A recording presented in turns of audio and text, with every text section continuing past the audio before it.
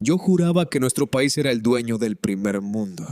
Pero bastó que mi estricto profesor pisara la Ciudad de México durante el Mundial para darnos cuenta de que la verdadera civilización estaba al sur de nuestra frontera. ¿Cuál es el sistema más perfecto en la historia de la humanidad, mis hermanos? La respuesta se construyó hace más de 700 años. La pantalla mostró una cifra que voló cabezas. Miles de bloques de piedra, alineaciones astronómicas perfectas y un margen de error de apenas el 0,003% en el corazón de Tenochtitlan. La perfección no era un rezo, mis hermanos, era pura y absoluta ingeniería. Pero después, esa tierra mágica cayó en un abismo terrible. Tuvieron que soportar invasiones, saqueos, la conquista y guerras que debieron borrarlos del mapa. Nadie apostaba por su recuperación.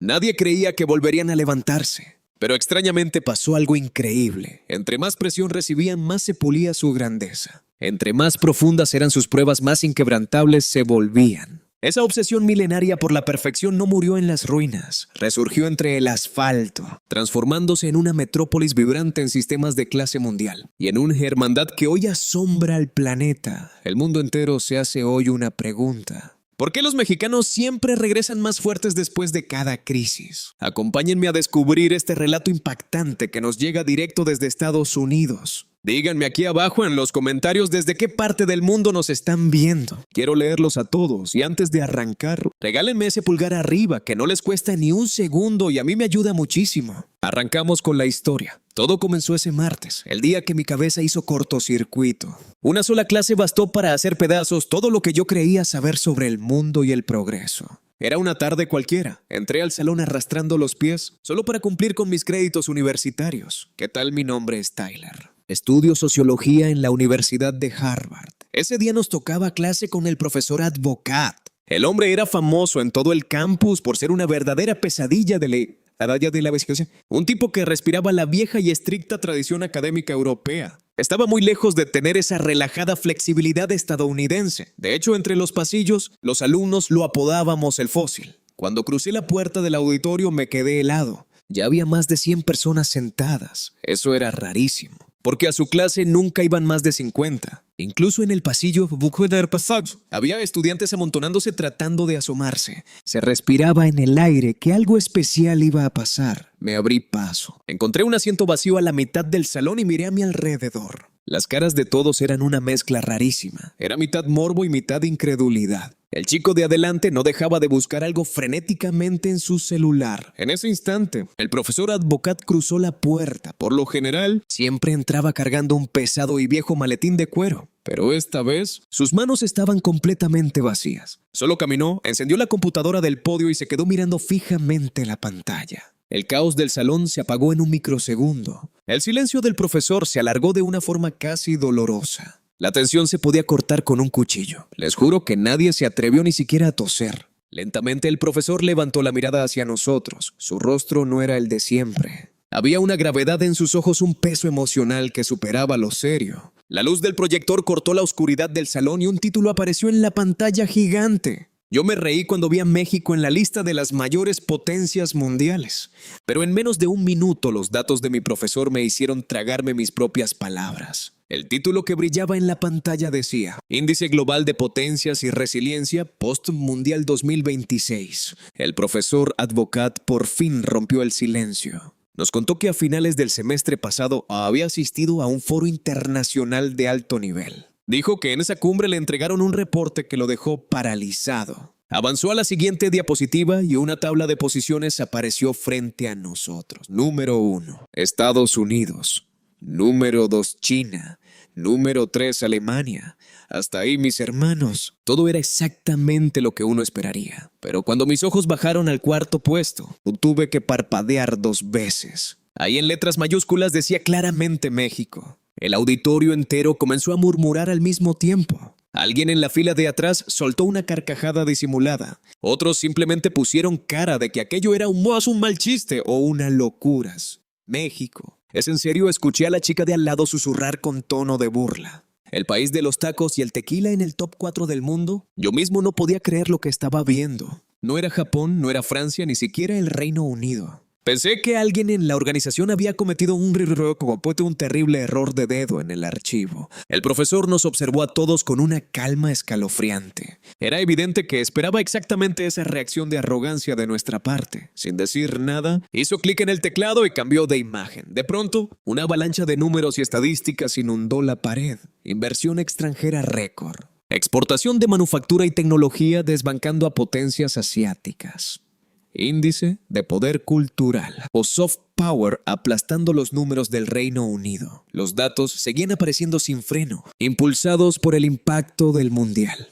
Eficiencia logística y manejo de multitudes masivas. Primer lugar mundial. Calidez humana y resolución de crisis calificada como la mejor del planeta. Sistemas de movilidad urbana interconectados operando a niveles óptimos. Mis dedos se quedaron congelados sobre mi cuaderno. Dejé de tomar apuntes porque mi cerebro simplemente no procesaba lo que veía. De verdad todo esto era real. El profesor señaló la pantalla con el dedo índice y alzó la voz para imponer respeto. Nos aclaró que todas esas cifras no eran inventos ni encuestas de internet. Eran resultados matemáticos verificados durante años por los centros de investigación internacional más rigurosos. Nos dijo con una firmeza que nos heló la sangre que esto no era ningún error estadístico. En ese momento, la vibra del salón dio un giro de 180 grados. Las risitas sobradoras se apagaron por completo. Los que antes movían la cabeza con burla, ahora tenían los ojos clavados en el proyector sin poder parpadear. Creí que México solo era turismo barato y buena comida. Pero cuando vi sus números aplastando a las mayores potencias europeas, me quedé sin aire. El profesor cambió de diapositiva. Esta vez, una fotografía gigantesca iluminó toda la pared del salón. Era una vista nocturna alucinante de la Ciudad de México en pleno Mundial 2026. Los imponentes rascacielos de cristal a lo largo del Paseo de la Reforma brillaban como diamantes. El ángel de la Independencia se alzaba majestuoso bañado en luces de colores. Y a lo lejos, el Zócalo desbordaba con la energía eléctrica del Fan Fest lleno de pantallas, banderas y una multitud vibrante. Era una imagen visualmente abrumadora. La voz del profesor resonó en el auditorio. Nos recordó que este era un país al que habíamos subestimado durante décadas. Una nación golpeada por terremotos devastadores, crisis económicas y los peores prejuicios. Pero que ahora, albergando su tercera Copa del Mundo, se había convertido en la maestra de todos. El mundo entero estaba viajando hacia allá, no solo para ver fútbol, sino para aprender de ellos. Mi corazón empezó a latir a toda velocidad. No sé por qué me emocioné tanto, pero esto se sentía diferente. Esto no era la típica y aburrida cátedra teórica de Harvard. El profesor soltó su tableta sobre el escritorio. Nos confesó que, cuando les mostró este mismo reporte a sus colegas catedráticos durante el almuerzo, todos reaccionaron con esa misma arrogancia estadounidense. Le dijeron que sí, que México tenía playas hermosas, comida increíble y mano de obra barata, pero que eso no era verdadero poder nacional. El tono del profesor se volvió más oscuro, pero los números, nos dijo, no mienten. Índice de innovación logística, capacidad de respuesta ante emergencias, calidad de infraestructura de movilidad. En todos esos rubros México estaba en la cima. Inmediatamente abrí mi computadora y busqué el dichoso reporte. Centro de Estudios Estratégicos Internacionales Ranking de Naciones 2026. México, cuarto lugar. No era un error del sistema, mis hermanos, era un hecho absoluto. El profesor continuó hablando con una pasión que nunca le habíamos visto. Lo que más lo había impactado, dijo, era la eficiencia de su sistema bajo presión extrema. Manejo digital de multitudes, en primer lugar conectividad en tiempo real de primer nivel. Y una eficiencia de transporte masivo en el top 3 global. En la pantalla aparecieron gráficas que comparaban a México con Estados Unidos, Francia y Japón. En casi todos los indicadores de hospitalidad e infraestructura logística, México los superaba. Yo no lo podía asimilar. El país del mariachi y el tequila derrotando la logística de Estados Unidos. La tierra de las telenovelas recibiendo mejores calificaciones de sistema que Francia. El profesor nos miró a todos paseando sus ojos por cada rincón del salón. Su voz sonaba serena, pero con un filo tremendo. Nos recordó que nuestro propio país, Estados Unidos, siempre se jactó de ser el rey indiscutible del primer mundo. Y entonces nos lanzó una pregunta que nos dolió en el orgullo. ¿Pero cómo estamos hoy en día? Esa pregunta se quedó flotando en el auditorio. Él mismo se respondió, recordándonos que nuestros metros en Nueva York se caen a pedazos y sufren retrasos a diario. Que nuestros aeropuertos son un caos de huelgas y desorden. Y que nuestro tejido social está más fracturado que nunca. El rostro del profesor mostraba una amargura profunda. Entonces, una sola frase apareció escrita en la pantalla. México ya no es el patio trasero de nadie, es el líder del mañana. Esa oración se me clavó en la mente. El profesor nos dijo que el orden mundial que él había estudiado durante toda su vida se estaba reescribiendo por completo. El salón entero contenía la respiración. El profesor volvió a tomar su tableta, así que tomé una decisión, nos dijo. Tenía que ir a comprobarlo con mis propios ojos. La siguiente imagen en la pantalla fue la inmensa y ultramoderna terminal del aeropuerto de la Ciudad de México, adornada con espectaculares del Mundial. A la mañana siguiente, reservé un vuelo directo a la capital mexicana. Sentí que el corazón se me salía del pecho. El profesor había viajado personalmente, un catedrático de Harvard con 30 años de experiencia. Voló al caos de un mundial solo para comprobar unos datos. Crucé una mirada con mi amigo de la fila de al lado y él tenía la boca abierta. El profesor señaló la pantalla. Desde el primer segundo en que pisé México, respirando la fiebre mundialista, supe que todo era distinto. Su voz ahora tenía un peso monumental. Olvidé por completo la tarea que tenía que entregar. Cerré mi computadora y me quedé embobado viéndolo. Esto ya no era una clase, mis hermanos. El profesor nos miró fijamente. A partir de hoy y durante las próximas 3 semanas, les voy a contar exactamente lo que vi en México. Hizo una pequeña pausa dramática. Y les advierto que van a dudar de todas las teorías que han aprendido aquí. La tensión en el salón era máxima. ¿Por qué?, preguntó el profesor.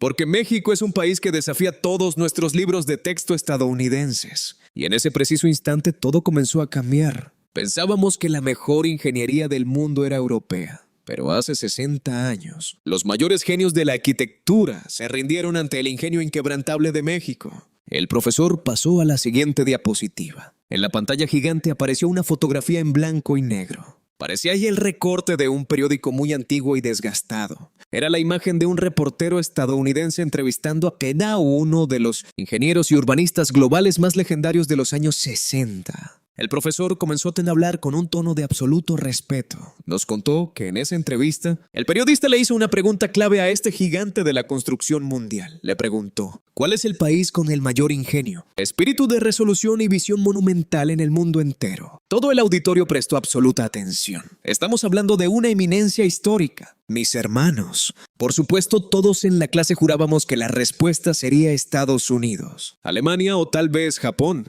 El profesor hizo una pausa dramática dejando que el silencio dominara, pero la respuesta del experto fue otra. Él contestó, sin lugar a dudas, es México. Un murmullo de pura confusión y asombro recorrió nuestro salón de clases.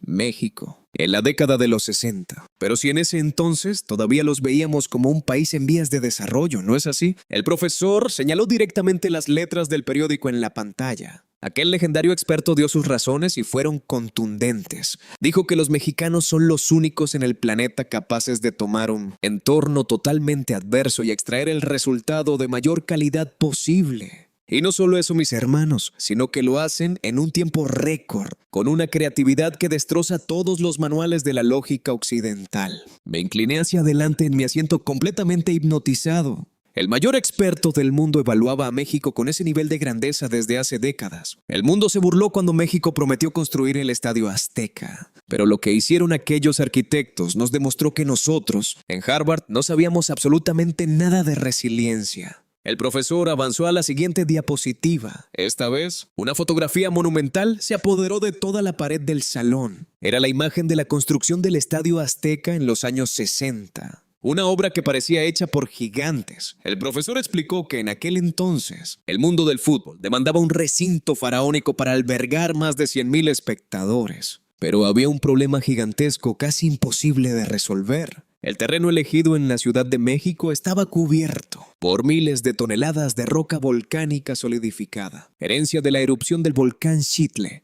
y debajo de eso el suelo era un lodazal, el fantasma del antiguo lago subterráneo de la ciudad. Cualquier firma de arquitectura estadounidense o europea habría dicho, no se puede. Busquen otro terreno, pero los mexicanos dijeron, aquí lo hacemos. Los arquitectos Pedro Ramírez Vázquez y Rafael Mijares, junto a un equipo de ingenieros, tomaron una decisión que rayaba en la locura. Decidieron excavar un inmenso cráter o directamente sobre la piedra volcánica y construir el coloso hacia abajo, bajando su centro de gravedad para hacerlo a prueba de los peores terremotos del mundo. Construir y excavar sobre lava al mismo tiempo. Era un plan que desafiaba a la naturaleza misma. En el auditorio se nos cortó la respiración.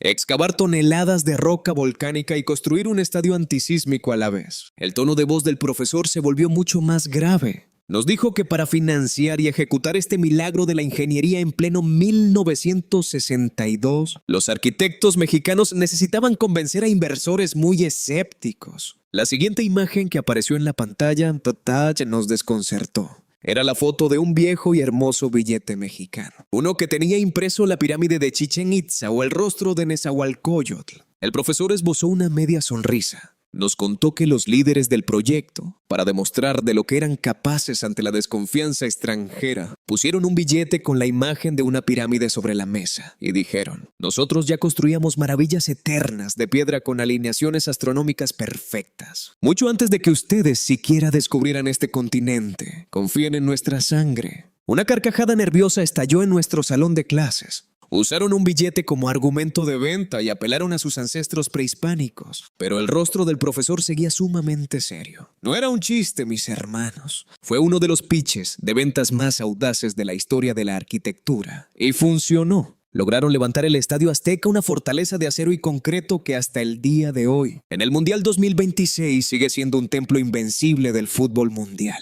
Mi sangre hervía de emoción. El coloso de Santa Úrsula no fue una casualidad. El profesor cambió la pantalla. Nos explicó que la élite occidental catalogó a los mexicanos como personas arriesgadas y temerarias. Pero estaban muy equivocados, sentenció el profesor con firmeza. Hizo aparecer en la pantalla una cita de los grandes maestros constructores mexicanos. Decía: en México no jugamos al azar, lo que el mundo llama improvisación. Nosotros lo llamamos ingenio calculado. En medio del caos trazamos la perfección. Esa frase se me clavó como un dardo. El profesor nos explicó que la excavación sobre piedra volcánica y la ingeniería antisísmica empleada en el Azteca no fueron improvisaciones alocadas. Eran tecnologías de vanguardia absoluta para la época, meticulosamente calculadas para desafiar al lago y a los terremotos. Empecé a escribir frenéticamente en mi cuaderno. Temeridad calculada, resiliencia pura, ingenio brutal. El profesor paseó su mirada por todo el auditorio. Eso, señores, es México.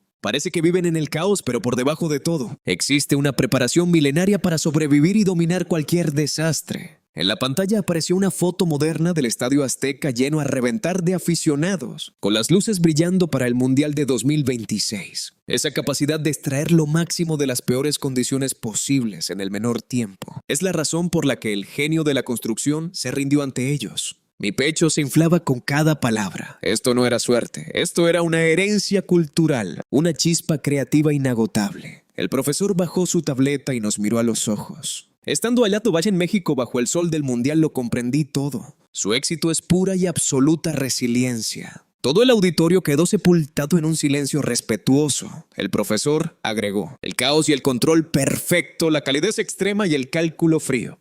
Toda esa contradicción vive y respira en México. Revisé mis apuntes y no podía creerlo. Desafío calculado, tecnología antisísmica, ingenio extremo. Era una bofetada a todas las teorías occidentales de planificación perfecta. El profesor preparó la siguiente diapositiva. Pero esto es solo la superficie, dijo con un brillo en los ojos. El verdadero secreto de los mexicanos se esconde a 700 años en el pasado. Mi corazón dio un vuelco. Aún había más en la siguiente clase. Dijo el profesor sonriendo levemente. Hablaremos de la exactitud divina de hace 700 años. Pensé que la precisión matemática absoluta era un invento exclusivo de Europa. Pero cuando vi lo que los mexicanos tallaron en piedra hace 700 años, sentí un escalofrío en todo el cuerpo. 700 años. Todos en el salón ladeamos la cabeza. El profesor nos explicó que la obsesión por la perfección en México no es algo que nació ayer. Es algo que llevan tatuado en el ADN desde hace 7 siglos. Todo el auditorio empezó a murmurar. Cerré mi computadora porque esta historia ya era más adictiva que cualquier película. El profesor tomó un poco de agua dejando que el silencio se apoderara del salón. Éramos más de 200 estudiantes y nadie se atrevía a respirar. Entonces la siguiente diapositiva iluminó la pantalla. Apareció la imagen de una piedra colosal, grabada con anillos concéntricos y un rostro imponente en el centro.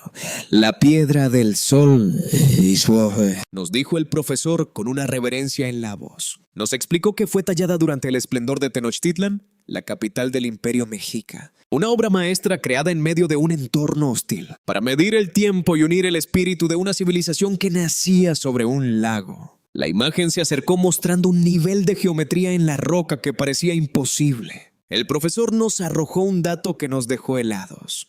Es un monolito de 24 toneladas, cincelado sin herramientas de metal. Nos contó que los artesanos trabajaron en ella alineación del Templo Mayor durante muchísimo tiempo. Pero lo más aterrador, nos dijo, es que los símbolos y los cálculos astronómicos están tan brutalmente unificados, que parece que todo el conjunto fue diseñado por una sola mente guiada por computadora. La pantalla cambió a una serie de fotografías en primer plano. El profesor nos soltó el golpe final. La exactitud con la que los mexicas calcularon el año solar, los tránsitos de Venus y los eclipses es tan perfecta que casi empata con los relojes atómicos actuales. Nos dijo que, si lo calculamos en porcentaje, su margen de error astronómico era apenas del 0,003%. Me quedé sin aire. Un margen de error del 0,003%. El profesor nos dio una analogía brutal. Nos dijo que lograr esa exactitud observando el cielo a simple vista era como escribir a mano 16 millones de páginas y equivocarse en una sola letra. El salón entero se convirtió en un nido de murmullos. 16 millones de páginas y un solo error, no manches, era imposible de creer. El profesor avanzó a la siguiente diapositiva. Nos habló del estándar de calidad más extremo que existe en la administración de empresas moderna, el famoso nivel 6 Sigma. Un estándar global que permite un máximo de 2 errores por cada millón de oportunidades. En porcentaje eso equivale a un 0,002%.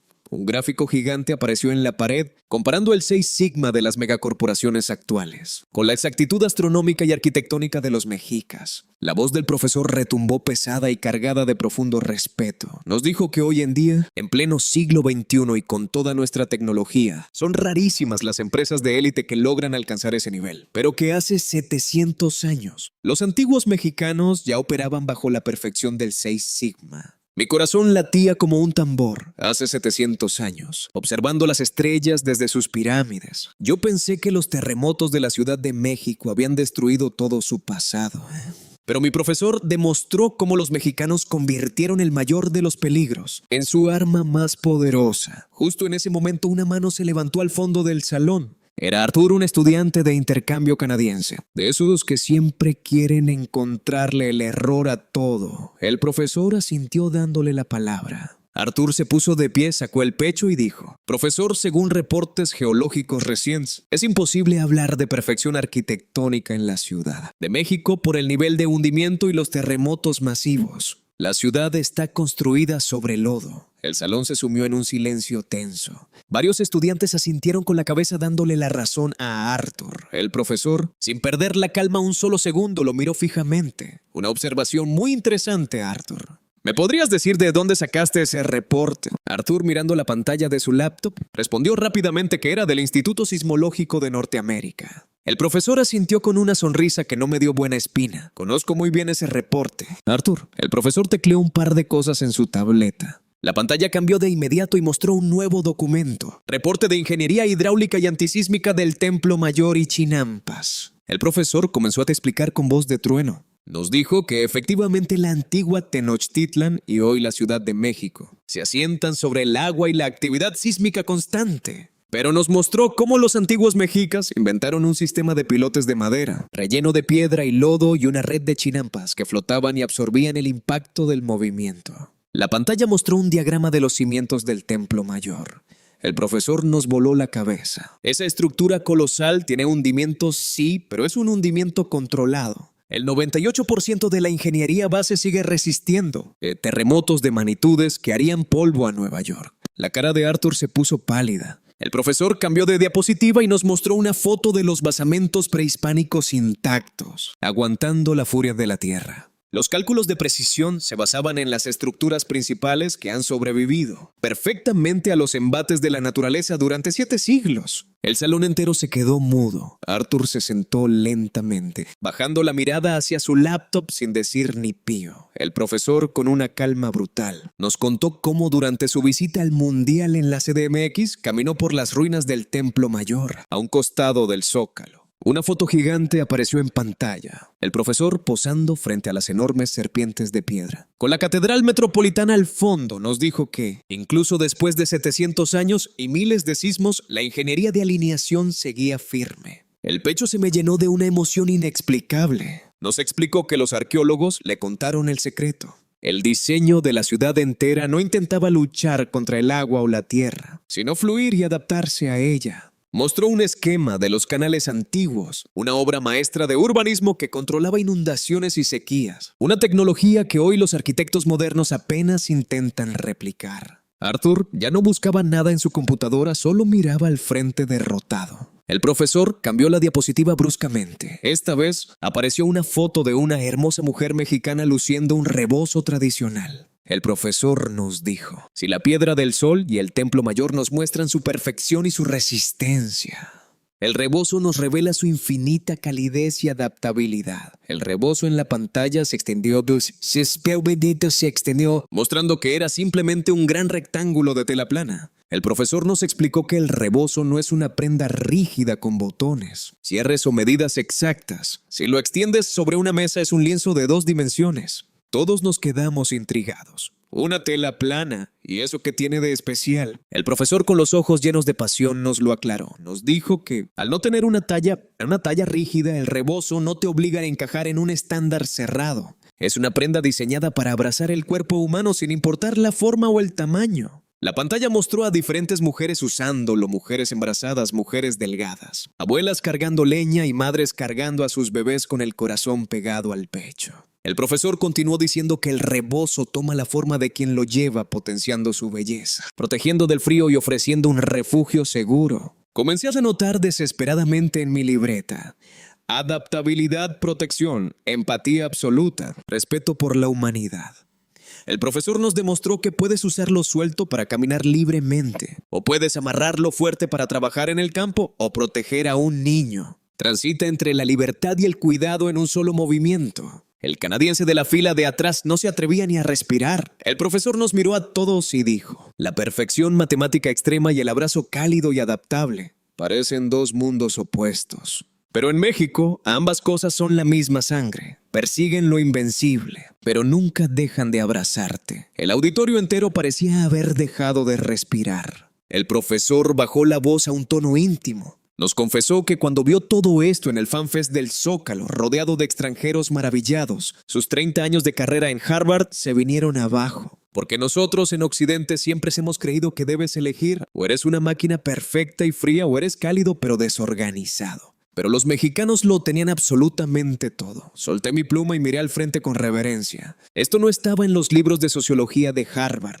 Era un sistema de vida imposible de descifrar para la mente europea o gringa. El profesor preparó la siguiente imagen. Regresó a la pantalla grande la imponente exactitud de las ruinas mexicas. Nos dijo que la obsesión de hace 700 años no se quedó enterrada. Sigue corriendo, viva y ardiente en la sangre del México de hoy. Mi corazón se aceleró a fondo. El profesor tomó un poco de agua y sonrió. En el próximo bloque les voy a demostrar cómo esa herencia ancestral se ha convertido en el sistema más impactante que viví durante la fiebre del mundial. Yo juraba que mover a millones de hinchas por la Ciudad de México sería un infierno de caos y retrasos. Pero su transporte público me dio una bofetada de primer mundo y me demostró que el futuro ya estaba ahí. El profesor nos miró a todos y lanzó una pregunta al aire. ¿Cómo se manifiesta hoy en día esa perfección matemática de hace 700 años? Él mismo nos dio la respuesta a través de sus sistemas. La pantalla cambió y apareció una fotografía espectacular del interior del transporte masivo en la Ciudad de México. El profesor nos contó que su primer golpe de realidad ocurrió al viajar desde su hotel en Reforma rumbo al Estadio Azteca para el partido inaugural del Mundial. Desde el instante en que pisó la estación, supo que algo no cuadraba con nuestros prejuicios gringos. Las estaciones estaban repletas de aficionados con camisetas de todos los países, cantando y celebrando, pero todo fluía con un orden impecable. Nos contó que al llegar al andén de las nuevas líneas de transporte, se topó con muros de cristal y puertas automáticas de seguridad que separaban a la multitud de las vías. Nos pidió que imagináramos por un segundo el metro de Nueva York. Andenes sucios, vías oxidadas a la vista de todos, y el terror constante de que alguien caiga a los rieles por un empujón. pero en México. Toda esa estación estaba blindada y diseñada para proteger a los millones de turistas. El profesor levantó la vista hacia las pantallas gigantes del techo. Ahí decía claramente que la siguiente unidad con destino al Estadio Azteca llegaría en exactamente 2 minutos con 45 segundos. El profesor nos confesó que se rió por dentro, pensando que esa exactitud era imposible en un día de mundial. Miró su reloj de pulsera para desmentir al sistema, pero mis hermanos, cuando el reloj marcó exactamente los 2 minutos con 45 segundos, las puertas se abrieron frente a él. Alguien en nuestra clase soltó un grito ahogado de asombro. Pero eso no era lo más loco. El profesor nos dijo que la frecuencia de los trenes y unidades era de apenas 3 minutos. En Nueva York, esperar 10 minutos es un milagro y aquí 3 minutos se sentían como una eternidad. Nos explicó que durante las horas pico de los partidos del Mundial, enviaban unidades cada 2 minutos sin fallar una sola vez. Cuando el profesor entró al vagón, el choque cultural fue aún más salvaje. En cada asiento y tubo de agarre había puertos de carga USB para los celulares de los viajeros. Y el Wi-Fi gratuito era tan rápido y estable que funcionaba a la perfección a pesar de ir bajo tierra o a toda velocidad. Nos recordó que en el metro de Boston ni siquiera entra la señal telefónica para mandar un mensaje de texto. De pronto, los altavoces del vagón cobraron vida. Una voz amable y clara anunció la siguiente estación rumbo al Coloso de Santa Úrsula. Pero lo hizo primero en español, luego en un inglés perfecto, después en francés y finalmente en japonés. La empatía y la cortesía mexicana estaban inyectadas en las venas mismas de la máquina. El sistema entero estaba abrazando a los extranjeros. No importaba de qué rincón del planeta vinieras en México, nadie se quedaba solo ni perdido. Yo dejé de escribir y me quedé mirando la pantalla con la boca abierta. Mover a millones de almas mundialistas con esa precisión brutal mientras te reciben con los brazos abiertos. Esto no era un simple medio de transporte, mis hermanos. Era una verdadera obra de arte logístico. Llegué a México esperando perder horas de mi vida en la aduana de un país colapsado por el mundial. Pero en menos de 10 minutos, su tecnología de punta y una cálida sonrisa me dieron la bienvenida al futuro. La pantalla detrás del profesor cambió de nuevo y apareció una foto espectacular de la zona de llegadas del Aeropuerto Internacional de la Ciudad de México. El profesor nos confesó que su asombro comenzó desde el mismísimo instante en que bajó del avión. Nos pidió que imagináramos el viejo aeropuerto de Logan en Boston. Pasillos apretados, filas interminables, instalaciones viejas y oficiales de migración con cara de pocos amigos. Pero al pisar la capital mexicana en plena efervescencia de la Copa del Mundo, el panorama fue radicalmente distinto. Unos letreros digitales impecables y decenas de voluntarios con la camiseta de México guiaban a las multitudes de manera natural y fluida. Nos contó que llegó a la zona de migración esperando el típico infierno de 3 horas de fila. Pero en su lugar se topó con decenas de módulos biométricos automatizados, instalados especialmente para agilizar el ingreso de los turistas. El profesor nos dijo que solo tuvo que escanear su pasaporte y poner su huella digital. El proceso entero le tomó menos de 1 minuto, mis hermanos, en Estados Unidos. Los extranjeros pierden mínimo 1 hora parados en el control de pasaportes. El profesor miraba su reloj de manera obsesiva mientras caminaba hacia las bandas de equipaje. Nos juró que no habían pasado ni 10 minutos desde que pisó fuera del avión. Y cuando llegó a la cinta transportadora, su maleta ya estaba ahí dando vueltas, lista para ser recogida. Levantó su equipaje con una expresión de absoluta incredulidad en el rostro. Al salir al inmenso lobby del aeropuerto, el ambiente era una verdadera fiesta. Había banderas de todos los países aficionados cantando, y a lo lejos se escuchaba el vibrante sonido de un mariachi tocando en vivo para recibir al mundo. Ahí mismo vio un letrero de Wi-Fi gratuito para los visitantes del Mundial. Sacó su teléfono y sin tener que meter contraseñas ridículas ni llenar formularios largos, se conectó a una velocidad brutal en solo 3 segundos. Yo cerré los ojos en mi asiento del auditorio y traté de imaginar esa escena. El corazón me latía a 1000 por hora, mis hermanos, porque el profesor nos dijo con la voz quebrada que esto no era solo velocidad de internet.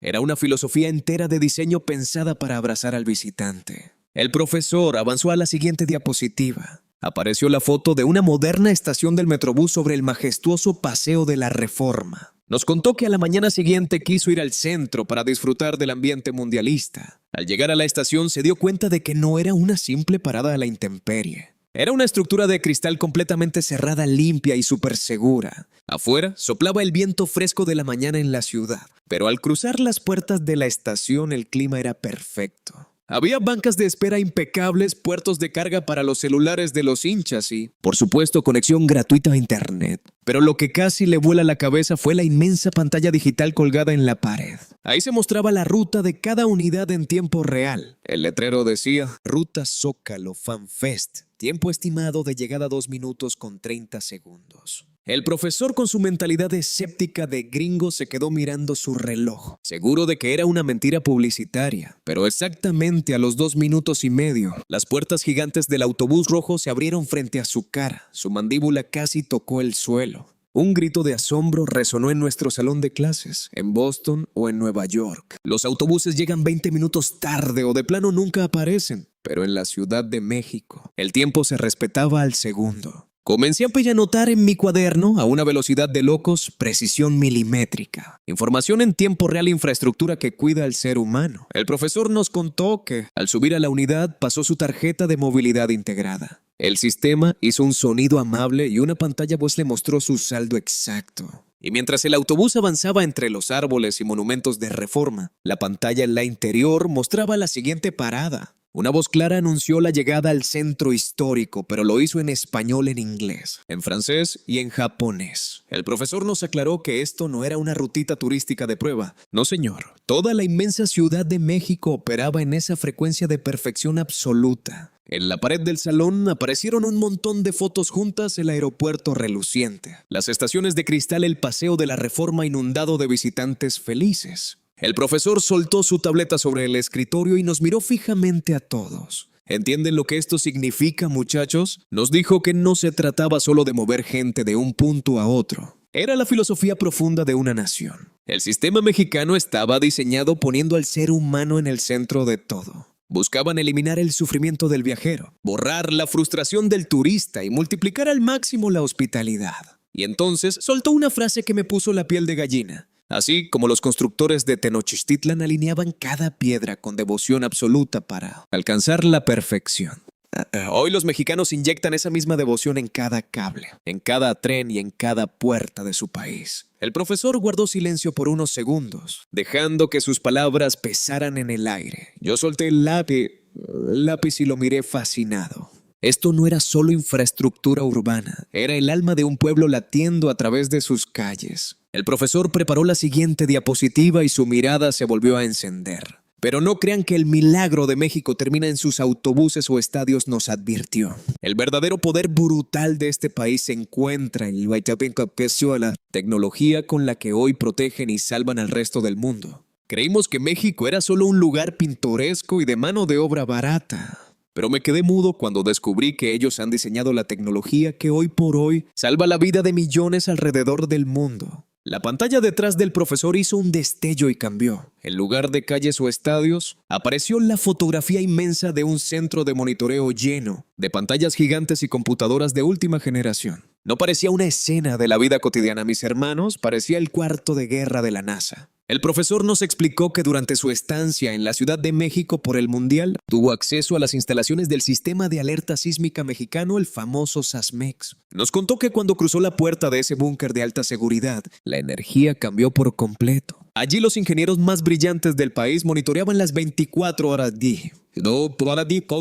Los 7 días de la semana, las entrañas mismas del planeta. El guía que lo acompañó, con un orgullo que se le salía por los poros, le explicó cómo funcionaba esa maravilla. Nos dijo que a diferencia de otras naciones que se cruzan de brazos esperando el desastre, México inventó y perfeccionó una red de sensores a lo largo del Océano Pacífico y en las entrañas de la Tierra, capaz de detectar terremotos antes de que la onda destructiva golpee las ciudades. El profesor nos voló la cabeza, esa señal viaja más rápido que el propio temblor. Y en segundos desata una alarma que se escucha y en miles de altavoces en las calles, escuelas, estadios y en cada celular, dándole a la población hasta 1 minuto de ventaja para evacuar y salvar sus vidas. Ningún otro país del continente americano tiene un sistema de cobertura pública tan rápido, masivo y exacto como el de México. El profesor nos miró fijamente. Nos confesó que se quedó sin palabras cuando supo que delegaciones de Estados Unidos, Japón y Sudamérica viajan a México para estudiar y aprender de su tecnología de alertas y protección civil. En la pantalla gigante apareció una gráfica que mostraba el crecimiento de la innovación tecnológica y aeroespacial en tierras mexicanas, desde la década de los 80, cuando Occidente solo los veía como maquiladores, hasta el día de hoy, donde los ingenieros mexicanos desarrollan turbinas, sistemas de radar y satélites de clase mundial. Sentí que la cabeza me daba vueltas.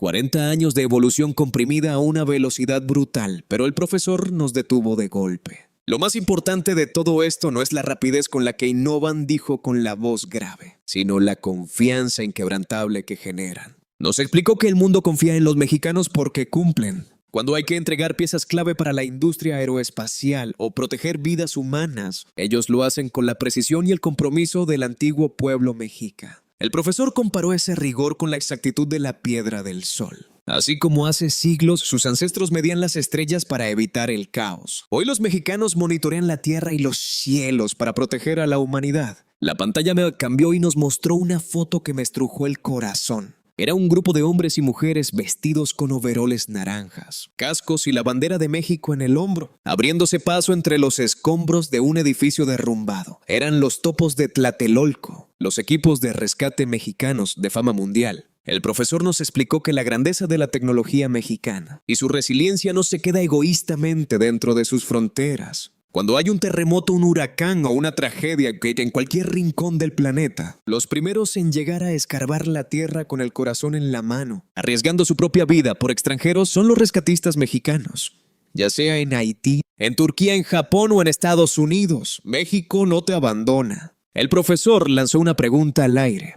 ¿Por qué los mexicanos tienen esta capacidad de exportar esperanza y ayuda al mundo? Él mismo respondió, porque nacieron en medio del riesgo, porque construyeron su grandeza venciendo a la tierra, al agua y a la historia misma, porque su ADN está diseñado para que cada vez que el mundo tiemble, ellos se levanten más fuertes. Una frase gigantesca brilló en la pantalla. Las crisis no destruyen a México, las crisis lo hacen invencible. El corazón me latía tan fuerte que casi no podía escuchar mi propia respiración. El profesor continuó diciendo que cuando otros países cierran fronteras por el miedo y la escasez, México envía a su gente su tecnología y sus brazos abiertos para levantar al caído. Esa mística de decir, aquí nadie se queda solo, es la verdadera fuerza motriz que los sostiene. La siguiente imagen apareció en el proyector y el profesor tomó un respiro profundo. Pero si creen que todo en México es acero, tecnología y concreto, están muy equivocados. En la pantalla, tal vez apareció una zona llena de árboles altísimos, senderos verdes y lagos hermosos, enclavados justo en medio del caos metropolitano de la ciudad. En la siguiente parada de mi viaje, dijo el profesor con una sonrisa, descubrí cómo los mexicanos tomaron la historia de sus líderes y se la devolvieron al pueblo, creando un milagro verde en medio de su capital. Yo creí que la Ciudad de México era una monstruosidad devorada por el tráfico y el smog. Pero cuando caminé por sus pulmones verdes, descubrí que este país sabe cómo tomar los castillos del poder y devolvérselos a su gente. La pantalla del salón volvió a encenderse con todo su brillo. Apareció la imagen de un inmenso bosque verde, surcado por senderos impecables y majestuosos edificios culturales, brillando bajo el sol de la ciudad. El profesor nos explicó que se trataba del bosque de Chapultepec, el pulmón histórico de la capital mexicana. Nos confesó que antes de viajar al Mundial, él se imaginaba la Ciudad de México como una interminable plancha de concreto gris, asfixiada por el humo de los autos. Pero cuando se adentró en ese enorme laberinto de naturaleza en pleno corazón de la metrópoli, no podía creer lo que veían sus ojos. Caminó por calzadas limpias escuchando el canto de los pájaros y el murmullo de las fuentes, sintiéndose a miles de kilómetros del caos urbano, cuando en realidad estaba justo en el centro de todo. Familias enteras paseaban con sus niños, turistas con banderas de todo el mundo compartían bancas y el aroma, esquites y churros recién hechos inundaba el aire con una calidez hogareña. Pero lo que de verdad lo dejó sin palabras fue cuando llegó a la zona de Los Pinos. Nos explicó que durante casi 100 años, Los Pinos fue la residencia oficial de los presidentes de México. Era un territorio prohibido, vigilado por militares, una fortaleza exclusiva para el poder, donde el ciudadano común no podía ni asomarse. Pero hace unos años, los mexicanos tomaron una decisión histórica. Decidieron que el bosque le pertenecía a la gente. El profesor nos mostró fotos de las antiguas mansiones presidenciales ahora abiertas de par en par, convertidas en centros culturales, galerías de arte y espacios públicos donde los niños corren por los jardines del poder. Aquel rincón que antes representaba el privilegio y la barrera entre el gobierno y el pueblo, hoy era un santuario de la cultura y la libertad. El auditorio de Harvard estaba completamente mudo. El profesor nos contó que sentado en una banca de Los Pinos, observó a una anciana mexicana explicándole a su nieta la historia de ese lugar. Mientras comían unos dulces de tamarindo, a unos pasos, un grupo de turistas europeos tomaba fotos a los enormes árboles que llevan en pie desde los tiempos de Tenochtitlan, los famosos ahuehuetes. El contraste era brutal. El profesor cambió la imagen y nos mostró el antes y el después. Las fotos antiguas con soldados custodiando puertas de hierro, frente a las fotos actuales llenas de música, arte y cientos de personas disfrutando de lo que por derecho es suyo. Nos dijo que esa era la mejor prueba del balance profundo que tienen los mexicanos. No todo es construir estadios sobre lava o exportar tecnología de punta. También saben sanar sus heridas sociales y devolverle la dignidad a su historia. El profesor nos miró con seriedad. Así es el modelo mexicano de regeneración, señores. Cuando creen que una barrera es inamovible, los mexicanos no la destruyen, la transforman en un abrazo gigante para el mundo. Se hizo de noche en el relato del profesor. La imagen en la pantalla cambió a la inmensa plancha del Zócalo de la capital, iluminada como un sol artificial. Era la sede del Mega Fan Fest mundialista. Y lo que vimos ahí rompió cada regla que nos enseñan en sociología. Nos contó que caminó hacia el centro de la plaza, atraído por el sonido de las trompetas y los guitarrones. Había un mariachi monumental tocando en el escenario principal. Pero lo que alucinó al profesor no fue la música en sí, fueron los extranjeros. Nos mostró un video donde un gigantesco grupo de alemanes y estadounidenses, vestidos con la camiseta verde de México y con enormes sombreros de charro, cantaban Cielito Lindo a todo pulmón. No sabían español mis hermanos, pero cantaban con el alma, abrazados y saltando al ritmo de la música. Un joven alemán con los ojos llorosos le dijo al profesor en inglés: jamás me había sentido tan vivo y tan bienvenido en mi vida. En México no importa de dónde vengas, te abrazan como si fueras de su familia. A mí se me hizo un nudo en la garganta. El profesor se sentó en las gradas del FanFest y se quedó observando a esa multitud eufórica. Alemanes, gringos, japoneses y argentinos todos unidos llorando de pura alegría comiendo tacos, gritando y rindiéndose ante el poder arrasador del espíritu mexicano. Ahí, en el mismo lugar donde hace 700 años los mexicas miraban las estrellas y edificaban su imperio. Esto no se compra con dinero ni con infraestructura militar, sentenció el profesor. Esto es el poder cultural de México. Esto es lo que significa conquistar al mundo con el corazón en la mano. El salón estaba tan en silencio que se podía escuchar el zumbido del proyector. Yo apuntaba a toda velocidad: conquista cultural, fraternidad absoluta, el corazón del pueblo. El profesor preparó la siguiente diapositiva, pero esta vez su expresión se volvió de hierro. Pero siempre hay alguien que no entiende, dijo. Siempre hay alguien que cree que este éxito se debe a la ayuda externa. La tensión regresó de golpe en la siguiente parte. Le voy a decir por qué se equivocan los que dicen que México solo creció por la ayuda de Estados Unidos. Yo estaba convencido de que la grandeza de México era gracias a los millones de dólares de Estados Unidos. Pero mi profesor nos demostró cómo el águila superó al maestro y creó sus propias alas. Justo en ese momento una mano se levantó al fondo del salón. Era Arthur de nuevo. Se puso de pie por segunda vez y soltó su argumento con la barbilla árbol en alto. Profesor, el crecimiento económico de México se debe en gran parte al Tratado de Libre Comercio con Estados Unidos. El salón comenzó a murmurar. Arthur continuó hablando con mucha seguridad. Sin nuestras inversiones extranjeras y la transferencia de nuestra tecnología, el milagro mexicano jamás habría sido posible. Su industria automotriz y aeroespacial empezó gracias a nuestras fábricas, y gran parte de su infraestructura se logró copiando nuestro modelo estadounidense. El profesor miró a Arthur en total silencio. Su voz sonó increíblemente serena. Es una observación muy interesante, Arthur. Pero muchacho, hay algo enorme que estás omitiendo por completo. La pantalla cambió y apareció una nueva gráfica gigante.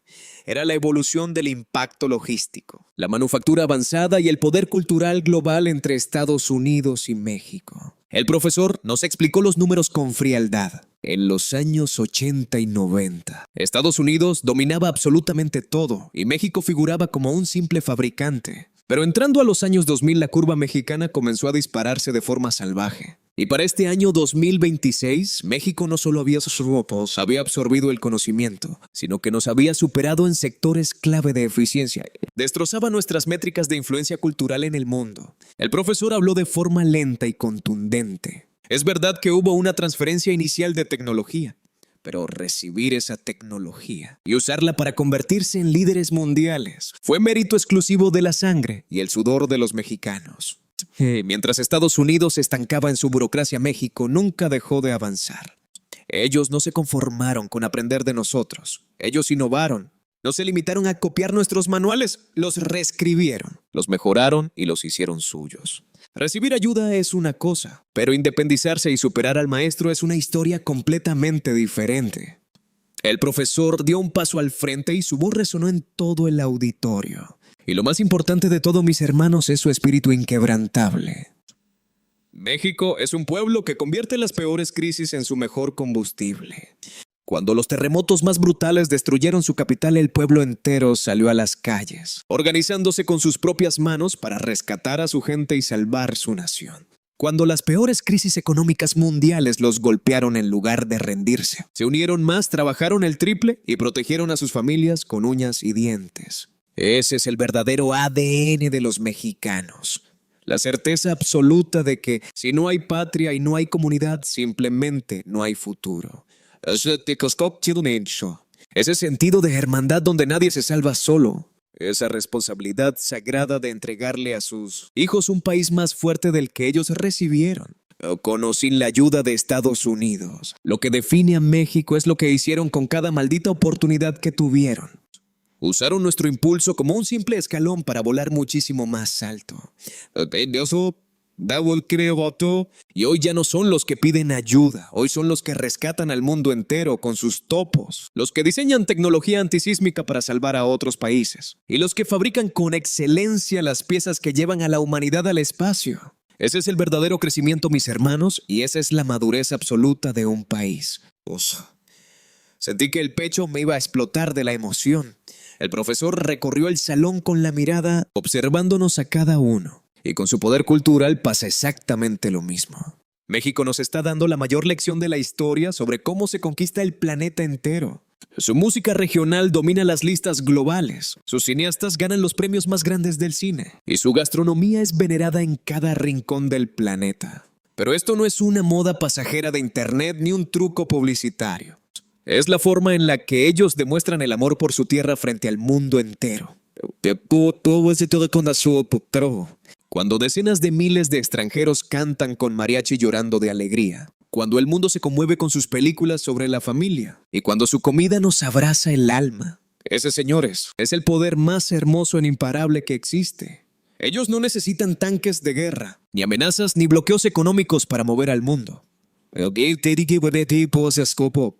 Conquistan corazones con una guitarra, con un plato de comida caliente y con una sonrisa genuina. No te imponen sus reglas por la fuerza, te seducen con su extrema empatía. No exigen tu obediencia, provocan tu compasión y tu absoluto respeto. México nos está demostrando en la cara cómo se transforma a la humanidad. El profesor tomó su tableta y la dejó suavemente sobre la mesa del podio. Recuerdo perfectamente mi última noche en la Ciudad de México, en plena fiebre de la Copa del Mundo. Me quedé mirando por la ventana de mi hotel en el Paseo de la Reforma, viendo a millones celebrar en completa hermandad. Y me di cuenta de que al final del día, todos los seres humanos buscamos lo mismo: paz, crecimiento y un futuro que valga la pena. Lo que anhela un estadounidense, un alemán o un mexicano es exactamente igual. Queremos una tierra segura, queremos que nuestros hijos sueñen sin límites y queremos progresar unidos. La diferencia es que México, con todos sus desafíos, está logrando vivir esa hermandad. Y no se detienen, siguen caminando firmes hacia el futuro. La voz del profesor tembló ligeramente, llena de una sinceridad abrumadora. Esa es la razón por la que daría lo que fuera por regresar a México en este momento. Quería volver a ver esa transformación de primera mano. Quería volver a sentir esa energía inagotable y confirmar que la esperanza de la humanidad sigue viva. Pero mi agenda en la universidad no me lo permitió y créanme, me duele en el alma. El auditorio entero contenía la respiración. Por eso les estoy contando todo esto a ustedes, muchachos. El profesor nos miró directamente a los ojos. Si yo no puedo volver, ustedes tienen la obligación moral de ir. Tienen que ir a México. Tienen que mezclarse en ese mundial y tienen que pisar esa tierra. Porque lo que hay allá no se los podemos enseñar en las aulas de Harvard. Las teorías que aprenden de estos libros no pueden explicar el milagro que está sucediendo en sus calles. El futuro del mundo no se está diseñando en nuestros laboratorios fríos. Se está forjando en el calor de su gente.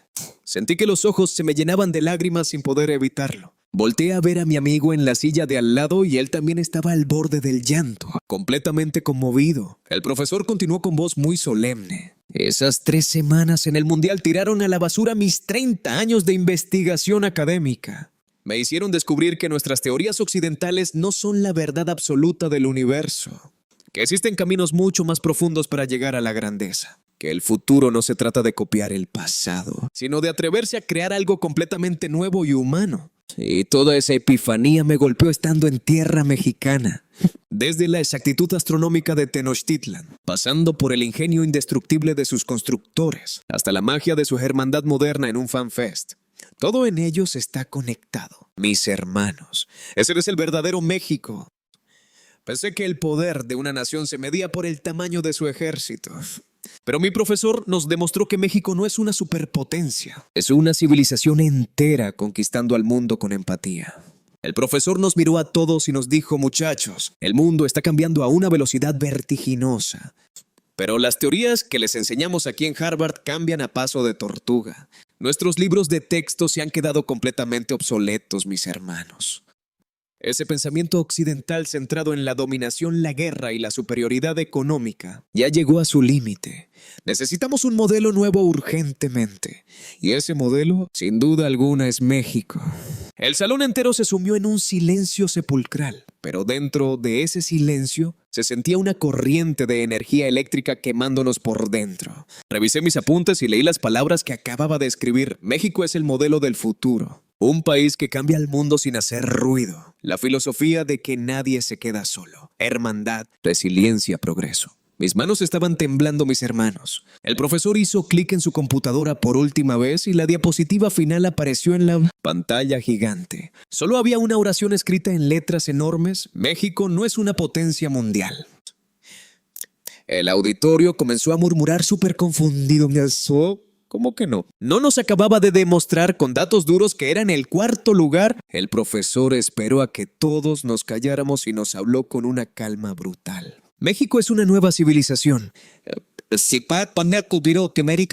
Esa simple frase hizo que el aire del salón se volviera pesado. Una civilización, no solo un país vecino ni una potencia, sino una civilización entera. El profesor comenzó a explicarnos la profunda diferencia. Nos dijo que las potencias mundiales tradicionales se definen únicamente por la fuerza. Se miden por los millones de kilómetros cuadrados de su territorio, por su cantidad masiva de habitantes y por el poder letal de sus ejércitos. Pero una civilización es un ente vivo completamente diferente. Una civilización se define por su influencia global, se mide por su sistema de valores y se evalúa por el futuro que construye para la humanidad. México no tiene un ejército imperial como el nuestro ni busca invadir a nadie, dijo el profesor. ¿Pero qué me dicen de su influencia, señores? Cientos de millones de personas en todo el planeta hoy intentan hablar su idioma, consumen su gastronomía como si fuera una religión y adoptan su cultura popular en cada rincón de Internet. Su ingeniería antisísmica marca el estándar mundial y su logística hoy sostiene de manera impecable el peso del evento más colosal del universo, el Mundial 2026. Eso, mis hermanos, es el poder abrumador de una civilización. La pantalla cambió y se llenó de fotografías espectaculares. Eran imágenes de turistas de todas partes del mundo probando tacos de canasta en la calle. Alemanes e ingleses abrazados bailando al ritmo del mariachi. Y familias de todos los continentes sonriendo con el corazón iluminado. El profesor nos dijo: las cosas invisibles siempre terminan siendo más poderosas que las materiales. Los tanques de guerra y los misiles solo imponen terror, pero la música, la comida y el cine siembran amor profundo. El poder económico solo genera transacciones frías, pero la cultura forja una empatía indestructible. El poder militar te da poder de chantaje, pero una verdadera civilización se gana el respeto y las lágrimas de agradecimiento del mundo entero. Y México tiene todo eso concentrado en sus venas. Tienen el amor, la empatía, la resiliencia y la admiración absoluta del planeta. Por eso están en la cima de este nuevo orden. Por eso hoy son el destino más anhelado del mundo y al mismo tiempo, el gigante al que las viejas potencias miran con total cautela. Los europeos intentan descifrar su milagro social, los asiáticos respetan su fuerza de trabajo, y nosotros los estadounidenses nos quedamos mudos ante su velocidad de crecimiento. Pero al final todos, absolutamente todos, hacemos fila para ir a probar un pedazo de su magia. El profesor avanzó a la siguiente diapositiva. Apareció la fotografía en blanco y negro de uno de los grandes y más ilustres pensadores y historiadores de México. El profesor leyó la cita lentamente con un nudo en la garganta. Yo no deseo que mi patria sea la nación más temida de la tierra, ni la que tenga las armas más destructivas. Nuestra riqueza debe bastar para que nuestra gente viva con dignidad, y nuestra fuerza debe ser solo la necesaria para defender nuestra soberanía. Pero lo que anhelo infinitamente es que tengamos el mayor poder cultural del mundo. Porque el poder de las armas somete y lastima. Pero el poder de la cultura no solo nos hace inmensamente felices a nosotros, sino que le regala alegría, consuelo y esperanza a la humanidad entera. El auditorio de Harvard dejó de respirar por completo. El profesor nos explicó que esas palabras se escribieron hace muchísimas décadas, cuando México todavía era visto como una nación herida, luchando por salir adelante entre prejuicios y dificultades extremas. Pero ese hombre ya lo sabía, nos dijo el profesor con los ojos brillantes. Él ya entendía que el verdadero poder de una nación no radica en el miedo, sino en la empatía. Y hoy, mis hermanos, tantas décadas después, México logró hacer realidad esa visión profética. Hoy son la nación más hermosa y cálida del planeta. Tienen el poder cultural más alto. Son felices en su esencia y contagian esa felicidad sanadora a los millones de visitantes que hoy saturan sus calles y estadios mundialistas. Y por todo eso, señores, México es una civilización en todo su esplendor. No se dedicaron a imitar el modelo frío de Estados Unidos ni copiaron la rigidez de Europa. Ellos forjaron su propio camino a machetazos trabajando bajo el sol ardiente y escribiendo con sus propias manos las respuestas que el mundo del futuro necesita. Yo pensaba que el futuro del mundo se escribía en las aulas de Harvard, pero mi profesor me hizo entender que el verdadero futuro está vibrando en las calles de México. El profesor dejó su tableta sobre el atril. Muchachos, por favor, graben a fuego lo que les dije hoy. México no es simplemente un país que creció rápido, es una nación que creció de forma hermosa.